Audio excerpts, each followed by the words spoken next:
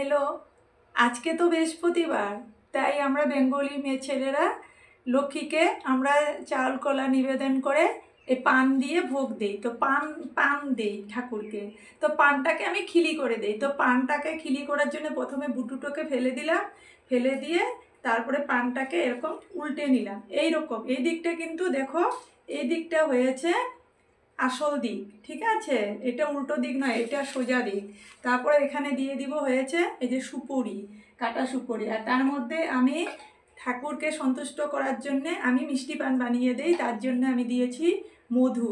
ঠাকুর কিন্তু, মা লক্ষ্মীর কিন্তু এই মধু দিয়ে পান ভীষণ প্রিয়, তাই তোমরাও দেবে। আর পানের নিচের এরকম করে ইটাকে ফেলে দিবে, দিয়ে এই যে দেখো, এই যে এরকম করে উল্টে নিবে, ঠিক আছে?